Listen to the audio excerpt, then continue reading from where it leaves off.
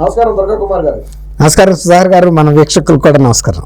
తాజాగా additional advocate general గా ఉన్నటువంటి పొన్నవోలు సుధాకర్ రెడ్డి గారు ఒక కంటతడి కూడా పెట్టుకున్నారు జగన్మోహన్ రెడ్డి గారి గురించి. అంటే ఆయన ఓడిపోతున్నాడని పెట్టుకున్నాడా లేదా వేరే కారణం ఏమైనా ఉందో తెలియదు, కానీ అతను ఆ ఫారెన్ అయితే వెళ్ళి అక్కడ కొంతమందితో మాట్లాడుతూ జగన్మోహన్ రెడ్డి రాముడు దేవుడు మనందరం అండగా నిలబడి కాపాడాలని చెప్పి ఆయన కొన్ని మాట్లాడటం జరిగింది. వాస్తవానికి పార్టీ అభిమానం ఉన్నవాళ్ళు కార్యకర్తలు నాయకులు మాట్లాడటంలో ఒక అర్థం ఉంది. కానీ ఒక ప్రభుత్వ అధికారిగా ఉండి అడిషనల్ అడ్వకేట్ జనరల్ గా ఉండి మరి ఇలాగ ఒక ముఖ్యమంత్రి గురించి ఇలా మాట్లాడటం కానివ్వండి, ఆయన గురించి కన్నీరు కార్చడం కానివ్వండి, ఏంటంటారు అసలు దీన్ని ఎలా చూడొచ్చు అంటారు? ఇప్పుడు ఈయన అడిషనల్ అడ్వకేట్ జనరల్ గా సుధాకర్ రెడ్డి గారి అనుచిత ప్రవర్తన గురించి చంద్రబాబు నాయుడు గారు అరెస్ట్ అయిన టైంలో బాగా జనం అందరూ చూశారండి. ఈ అనుచిత ప్రవర్తన మీద గతంలో గౌరవ హైకోర్టు కూడా కొన్ని ఒక జడ్జిమెంట్లో తీర్పిస్తూ ఆ పార్టీ తరపున వాదించిన సుధాకర్ రెడ్డి గారి అనుచిత ప్రవర్తన మీద కూడా కొన్ని వ్యాఖ్యానాలు జడ్జిమెంట్లో ఉటంకించింది. అది చాలా అసాధారణం. అంటే ఆయన మీద స్టిచర్స్ పాస్ చేసినట్టే. ఇతను గౌరవ హైకోర్టు ముందు హుందాగా ప్రవర్తించగలిగిన అర్హత ఇతనికి లేదు అని రాబోయే జడ్జిలకు కానీ కక్షదారులకు కూడా ఒక మెసేజ్ ఇచ్చినట్టే. అంటే ఇతను unfit to be A bar member అని పొలైట్గా చెప్పింది. జడ్జి గారు రాసేసాడు. అలాంటి వ్యక్తిని ఈయన చాలా గొప్పదనం ఇచ్చి ఆయన్ని అడిషనల్ అడ్వకేట్ జనరల్గా నియమించుకున్నాడు. ఎందుకంటే ఈయన గతంలో ఒక విషయంలో ఆయనకి సహకరించాడని చెప్తున్నారు. ఈయన మీద కేసు ఈ క్విడ్ ప్రోకో మీద 45,000 కోట్ల రూపాయల ఆస్తుల జప్తు విషయంలోనూ ఈయన మీద ఉన్న 11 సిబిఐ కేసులు, 5 ఈడీ కేసులు, వీటిల్లో ఉధృతి తగ్గించడం కోసం ఆయన్ని రాజశేఖర రెడ్డి గారి పేరును కూడా ఎఫ్ఐఆర్లో చేర్చే విధంగా ఈయనే. అంటే రాజశేఖర రెడ్డి గారి టైంలో తీసుకున్నారు ఆ నిర్ణయాలు, ఈయన కాదు ఆయన దోషి అన్నట్టుగా చనిపోయిన తర్వాత అలా ఈయన ఒక అప్లికేషన్ పెట్టి ఆ ఎఫ్ఐఆర్లోకి పంపించిన ప్రయత్నం చేశాడు. మళ్ళీ ఆ నిందన ఏం చేశారు వాళ్ళు, కాంగ్రెస్ పార్టీ చేసిందని చెప్పారు. కాంగ్రెస్ పార్టీ ఢిల్లీలో ఉండే అధిష్టానికి ఇలాంటి చిన్న విషయాలు పట్టవు. వీళ్ళు ఇందులో కేసులో ఈయన పరిస్థితిని మెరుగుపరచడం కోసం చనిపోయిన రాజశేఖర రెడ్డి గారిని అక్యూజ్డ్గా తీసుకొచ్చి పెట్టారు. ఆ విషయం మొన్న మధ్య షర్మిల గారు కూడా చెప్పింది, ఇతను మామూలాడు కాదు, ఇలాంటి దుష్టుడు అని చెప్పింది. చనిపోయిన రాజశేఖర రెడ్డి గారిని పిక్చర్లోకి తీసుకొచ్చిన వ్యక్తే సుధాకర్ రెడ్డి. అందుకే అధికారంలోకి వచ్చిన వారం రోజుల లోపల ఆయనకు అర్హత లేకపోయినా కూడా అడిషనల్ అడ్వకేట్ జనరల్గా పదవి ఇచ్చాడని కూడా చెప్పింది. అది అంత ఆధారాలతో చూపించింది. అయితే ఇంకొక విషయం ఏంటంటే, ఈయన అడిషనల్ అడ్వకేట్ జనరల్ అనేది ఏదైనా ప్రభుత్వానికి సంబంధించిన కేసులు కోర్టులో వాదించడం తప్ప బయటకు వచ్చి ప్రెస్ కాన్ఫరెన్స్లు పెట్టి చెప్పాల్సిన ఇది వీళ్ళకు ఉండదండి.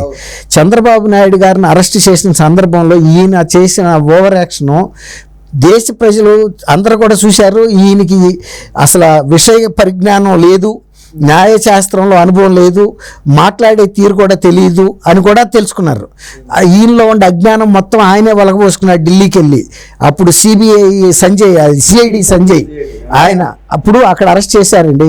అరెస్ట్ చేశారు, ఎఫ్ఐఆర్ ఫైల్ చేశారు, ఆయన్ని జ్యుడిషియల్ కస్టడీకి పెట్టారు. 52 రోజులు ఆయన రాజమండ్రి జైల్లో ఉన్నాడు. తర్వాత ఆయన బెయిల్ కోసం పెట్టినప్పుడు హైకోర్టు ఆధారాలు అడిగింది. ఆధారాలు అడిగితే ఆధారాలు మా దగ్గర లేవని చెప్పారు. అదే బేస్ చేసుకుని రిలీజ్ చేశారు. ఆయన ఇక్కడ ఇప్పుడు లండన్ వెళ్ళి మాట్లాడిన మాటలు కానీ ఆయనకుండ వృత్తిరీత్యా ఉన్న నేర్పరితనం కానీ అది ఈ కేసులో కనుక చూపిస్తే బాగుండేది. ఇప్పుడైనా మళ్ళీ పిటిషన్ వేయొచ్చు, చంద్రబాబు నాయుడు గారి బెయిల్ని రద్దు చేయండి, ఇగో మేము ఆధారాలు తీసుకొచ్చామని. ఎందుకు వేయలేకపోతున్నారు? ఆధారాలు లేని కేసు కనుక మళ్ళీ వెళ్తే మళ్ళీ అక్షంతలు పడతాయి. అప్పుడు కూడా చాలా తీవ్రమైన అక్షంతలు పడినాయి. ఈయనకి ఇంకొక పెద్ద తప్పు ఏం చేశారంటే, వాళ్ళు హైదరాబాద్ వచ్చి ప్రెస్ కాన్ఫరెన్స్ పెట్టారండి. హైదరాబాద్ ఆంధ్రప్రదేశ్లో భాగమా? హైదరాబాద్ ఆంధ్రప్రదేశ్ రాజధాని, అమరావతి రాజధాని. అక్కడ మాట్లాడారు కదా, ఇక్కడికి వచ్చి మళ్ళీ చెప్పారు. ఇక్కడ అంటే ఆయన వ్యక్తిగతంగా పరువు నష్టం కలిగించాలనే ప్రయత్నం తప్ప అక్కడ ఆధారాలు లేవు. ఆధారాలు ఉంటే కోర్టులో శిక్ష పడుతుంది. అక్కడేమి చేయలేమని తెలుసు. కనీసం వ్యక్తిగతంగా అయినా కొంత బురద చల్లటానికి ప్రయత్నించే కేసు అది. ఇక్కడ చెప్పారు, మళ్ళీ ఢిల్లీ వెళ్ళారండి. అది ప్రభుత్వ ఖర్చులతో ఢిల్లీ వెళ్ళి చెప్పాల్సిన అవసరం ఏంటి? అక్కడ ప్రసాద్ కూడా అడిగారు, మీరు ఇక్కడ రావాల్సిన అవసరం ఏంటి అని. వాళ్ళు కొన్ని ప్రశ్నలు వేస్తే మా దగ్గర ఈ ఆధారాలు లేవని చెప్పాడు. ఇంకొక మాట ఏం చెప్పాడంటే, నాకు హిందీ రాదు, ఇతర ఇదరావో ఉదర్జావో అనే 2 అక్షరాలే తెలుసు, 2 వాక్యాలు, అంతకుమించి నాకు హిందీ రాదని చెప్పాడు. ఇంత అజ్ఞానం వలగబోసుకోవడానికి ఢిల్లీ రాక ప్రజలు ఖర్చు పెట్టుకెళ్ళి 5 స్టార్ హోటల్లో ఉండి చెప్పాల్సిన అవసరం ఏముందండి? తర్వాత సంజయ్ గారు ఐపీఎస్ ఆఫీసరు, ఆయన డెకరం మెయింటైన్ చేయాలి కదండి. ఇవాళ రేపు మళ్ళీ కేసు కనుక ఇది తిరగదోడితే నిన్ను యూపీఎస్సీ వాళ్ళు కానీ లేకపోతే కేంద్ర హోంశాఖ కూడా అడుగుతుంది, నువ్వు ఏ హోదాలో వచ్చి ఇక్కడ ప్రెస్ కాన్ఫరెన్స్ పెట్టి చంద్రబాబు నాయుడు గారి కేసు గురించి చెప్పావు, అది కోర్టులో కదా మీరు చూపించాల్సిన ప్రతిభ, అక్కడ చూపించకుండా మళ్ళీ ఇక్కడికి ఎందుకు వచ్చారు ఢిల్లీకి అని అడగరండి. ప్రసాద్ని అడిగితే ఏం మాట్లాడలేకపోయారు, నోరు తెరిచారు.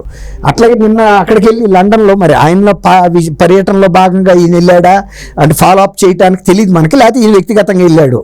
ఈ వ్యక్తిగతంగా వెళ్ళినా ఆయన వ్యక్తిగత పనులు చూసుకుని రావాలి. కానీ ముఖ్యమంత్రి గారు దేవుడు రాముడు అని అక్కడ ఎవరో ఒక 4-5 పోగేసుకుని ఆయన చాలా కష్టాల్లో ఉన్నాడు, ప్రమాదంలో ఉన్నాడు అంటే ఆయన ఆటం బాంబులు వేసే పరిస్థితి అని ఉంది ఆయన మీద. ఆయన విదేశాలు వచ్చి ఆయన ఇప్పుడు దాకా కూడా అధికారంలో ఉన్నాడు చీఫ్ మినిస్టర్గా.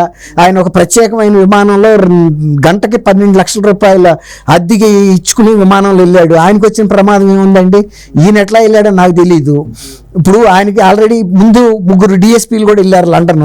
సామాన్యంగా విదేశాలకు వెళ్ళినప్పుడు పెద్ద డిఎస్పీలు చీఫ్ మినిస్టర్కి అక్కర్లా, అక్కడ ఉండే థ్రెట్ ఏం లేదు. ఆయన నిన్న కూడా వీధుల్లో మామూలుగా తిరుగుతున్నాడు. ఆ దేశాల ప్రధానులే మెట్రోల్లో వెళ్తారు, సిటీ బస్సుల్లో వెళ్తారు. వాళ్ళకి లేని ప్రాణ భయం ఈయనకేముంటుందండి? కాబట్టి అక్కడికి వెళ్ళి ఆయన ఏం చెబుతున్నాడు, ఆయన చాలా కష్టంలో ఉన్నాడు, పేద ప్రజల కోసం అనేక త్యాగాలు చేశాడు మనందరి కోసం. ఇవాళ మనందరం ఆయన కాపాడుకోవాలి, మీరు అవసరమైతే లండన్ నుంచి రావాలని. లండన్ నుంచి రావాలంటే ఆయన్ని గెలిపించదలుచుకుంటే మొన్న వాళ్ళే వచ్చి ఓట్లు వేసేవాళ్ళు ఆయనకి ఫేవర్గా. వాళ్ళు రాలేదంటే ఆయన మీద అభిమానం లేనట్టే కదా. ఇంకా ఈయన వెళ్ళి వాళ్ళకి గ్యాస్ కొడుతున్నాడు, మీరు రండి నేను మీతో ఆయనకి విందు ఏర్పాటు చేసి మిమ్మల్ని కూడా ఆయనతో కల్పిస్తానని. ఇప్పుడు ఆల్రెడీ లండన్లో ఉండే ఒక హోదాలో ఉండే వ్యక్తులే కదండి. ఆయనకి చీఫ్ మినిస్టర్లతో షేక్ హ్యాండ్లు ఇస్తే వాళ్ళకి ఏం చేతి బంగారాలు ఏం అవ్వవు, వాళ్ళు ఇట్లాంటివన్నీ చూసిన వాళ్ళే కదా. ఈయన కళ్ళనీళ్ళు పెట్టుకుంటున్నాడు. ఈయన ప్రభుత్వంలో నువ్వు డబ్బులు తీసుకుంటా, జీతం తీసుకుంటా, ముఖ్యమంత్రికి నీకు ఏదైనా అనుబంధం ఉంటే ఏదైనా 4 గదుల మధ్యలో నువ్వు ఆయన్ని వాటేసుకుని ఆడవచ్చు, ఆయన నిన్ను ఆఫ్ ద రికార్డ్ చేసుకోవచ్చు, తప్పేం లేదు. కానీ నువ్వు జాతీయ స్థాయి కూడా దాటిపోయి అంతర్జాతీయ స్థాయి లండన్లోకి వెళ్ళి ఈయన గురించి చెప్పి నువ్వు కళ్ళనీళ్ళు పెట్టుకుంటున్నావు అంటే అసలు ఏం ప్రమాదం? మరి ఆయన న్యాయ నిపుణుడు కాబట్టి కొన్ని సిబిఐ కంప్లైంట్ చెయ్యి, ఆయన చాలా తీవ్రమైన ప్రమాదంలో ఒత్తిడిలో ఉన్నాడని.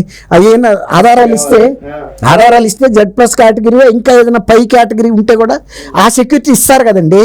ఆ 4 వచ్చి ఏం కాపాడతారు ఇక్కడ? ఆయన్ని పిచ్చి భ్రమ కాకపోతే ఆయన ఏమైనా కాపాడగలిగాడా? ఇప్పుడు ప్రజలు వ్యతిరేక తీర్పిస్తున్నారు 4వ తారీఖున. నీలాంటి అడిషనల్ అడ్వకేట్ జనరల్ని పెట్టుకుని తిక్క సలహాదారులను పెట్టుకోబట్టే కదా ఆయనకి ఈ కర్మ వచ్చింది. మంచి వాళ్ళని పెట్టుకుంటే బాగానే వాదించేవాళ్ళు, ఆయన్ని చంద్రబాబుకి బెయిల్ రాకుండా చూసేవాళ్ళు. కారణం లేకుండా అరెస్ట్ చేయమని ప్రోత్సహించావు, అరెస్ట్ చేసిన తర్వాత ఆధారాలు ఇవ్వని కోర్టు ముందు చెప్పావు. ఢిల్లీ వెళ్ళి నాకు కూడా భాష రాదని ఇదరావో ఉదరావో వచ్చు నాకు ఇంతేనని చెప్పావు. నీ అజ్ఞానాన్ని అక్కడే వలగబోసావు. చీఫ్ మినిస్టర్ గారు ఎక్కడన్నా ఇంటర్నేషనల్ కాన్ఫరెన్స్కి వెళ్తే ఎవరైనా ఇంగ్లీష్లో ప్రశ్న అడిగితే టూ లాంగ్ ఏ క్వశ్చన్ అంటాడు ఆయన. టూ లాంగ్ క్వశ్చన్ ఏంటంటే ఇంగ్లీష్లో అడిగిన దానికి ఆయన ఇంగ్లీష్ మీడియంలో చదివాను, ఇంగ్లీష్ని ఫస్ట్ క్లాస్ స్టూడెంట్ అని చెప్తాడు. ఇప్పుడు ఈయనంటే 3rd క్లాస్ ఏదో గ్రామీణ ప్రాంతం నుంచి వచ్చాడు, సుధాకర్ రెడ్డి గారితో ఎక్స్క్యూజ్ చేయొచ్చు. ఏదో లా చదివి ఈయన రాబట్టి అడ్వకేట్ జనరల్ అయ్యాడు, అది కూడా చెప్పాడు. నా జీవితంలో నేను ఈ స్థితికి వస్తానని అనుకోలేదు, జగన్మోహన్ రెడ్డి గారు దయవల్ల వచ్చానని కూడా చెప్పాడు. ఆన్ రికార్డ్ చెప్పాడు, ఇచ్చాడు, ఆన్ రికార్డ్ చెప్పాడు. ఇది అందరు పెటర్నిటీ కూడా ఆక్షేపించింది. ఇతను మాట్లాడింది న్యాయవాద వృత్తికే కళంకంగా ఉన్నది ఈ నా స్థాయి అని. అట్లా ఇప్పుడు ఆయన అక్కడికి వెళ్ళి ఆడవటం ఎందుకండి? ఇక్కడ సరిగ్గా కనుక ఆయనకి సరైన గైడెన్స్ ఇచ్చి ఉంటే ఆయన మళ్ళీ గెలిచేవాడుగా. ఇవాళ ఓడిపోతున్నాడని అక్కడికి వెళ్ళి ఆడవటం ఎందుకు? ఇక్కడ సజ్జల రామకృష్ణారెడ్డి గారు ఏ తీరుగా ఉన్నాడో అక్కడ పొన్నవోలు సుధాకర్ రెడ్డి గారి పరిస్థితి లండన్లో కూడా అదే ఉంది.